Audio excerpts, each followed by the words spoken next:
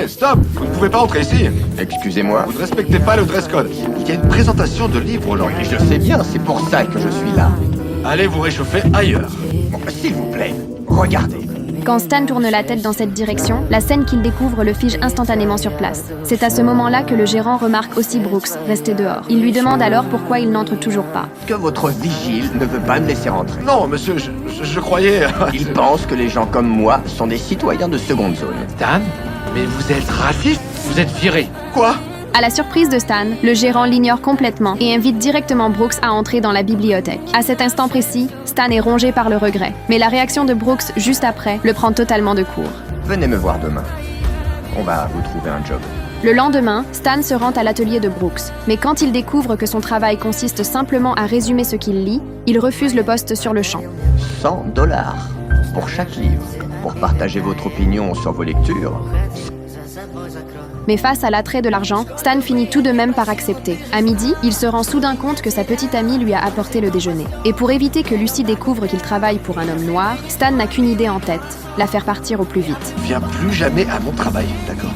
Mon patron est très strict. D'accord. Mais je peux aller aux toilettes?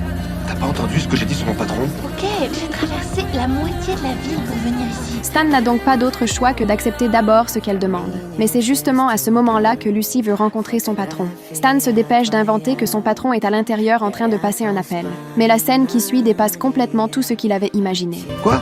Qu'est-ce que tu crois? Mon patron est blanc. Le majordome. Alors pourquoi il y a sa Ok, photo accrochée chérie, au on en mur? reparlera à la maison. Je vais rentrer tôt aujourd'hui. Seulement, aucun des deux ne se doute que Brooks a vu toute la scène. Le soir, Stan s'apprête à présenter son travail à Brooks. Mais l'arrivée soudaine de sa petite amie le prend encore une fois au dépourvu.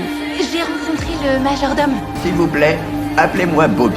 Monsieur Brooks sera bientôt là. Asseyez-vous, je vous en prie.